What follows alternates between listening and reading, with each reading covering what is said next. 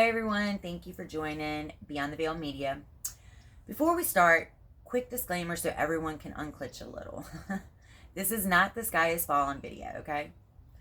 I'm not saying 6G is evil. I'm not saying robots are taking over next Tuesday. But I am saying most people are asking the wrong questions about 6G. And if we keep asking the wrong questions, the right decisions will get made without you and I, right? So I'm going to start simple. Every one of us thinks 6G is just faster than 5G, right? Like, oh cool, my phone downloads a movie before I even tap play. But that's not what this is.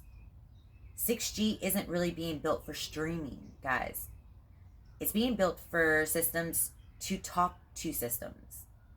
Like drones, cars, cities, infrastructure, and AI models.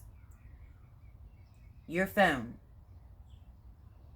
kind of a side character. We've been demoted.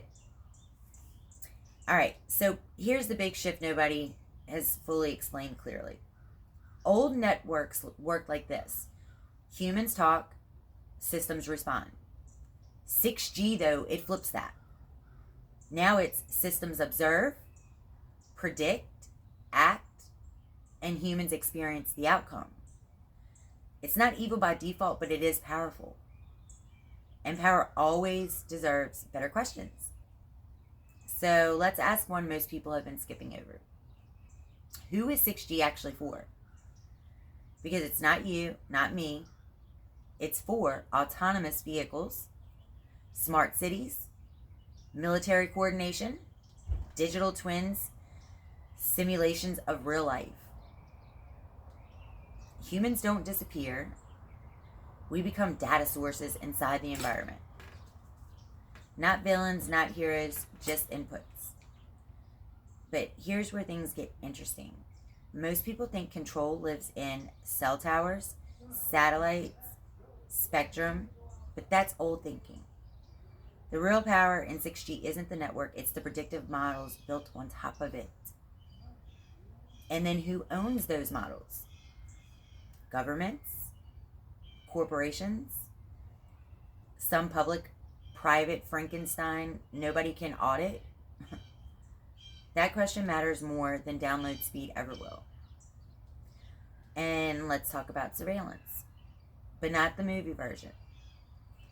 6G doesn't even need cameras, guys. The signals themselves can detect movement, presence, posture, and even breathing. So instead of you're being watched, it's more like you're being modeled.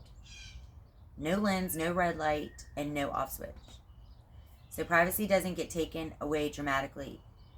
It just quietly stops existing. Here's another question. Is consent even possible in a system that's everywhere? Privacy laws assume you can opt in and you can opt out. But how do you opt out of the environment? Is it even possible? You don't agree to 6G. You're born into it. And at that point, consent becomes symbolic, not real. And so that leads to the most dangerous shift of all. Predictions replacing due process. So the old world is action, evidence, and consequence. 6G world is about pattern, probability, and intervention. But here's the problem. You can defend yourself against an accusation. You can't defend yourself against probability. You can't cross-examine a risk score. You can't argue with the model. Says so. And let's say the system gets it wrong, because it will. Here's the question nobody answers. When the system is everywhere, where does error go? Who notices? Who's responsible? And who do you even appeal to? So mistakes don't look like injustice anymore. They look like systems of noise. And that's how harm hides. Let's talk about freedom, but the real kind. Not can I choose between apps, but this. Can humans meaningfully opt out of high awareness systems? Or can we only adapt to them? Because freedom isn't just a choice, freedom is exit as well. And systems without exit eventually become total, even if they're comfortable. And here's the part I want y'all to hear. 6G doesn't need to be bad intentions to become dangerous. All it needs is optimization. Sorry. It just needs optimization without ethics, efficiency without consent, prediction without choice, and one more thing we never talk about. Values are being hard-coded right now. Efficiency over dignity, predictability over freedom, and stability over dissent. So code becomes law.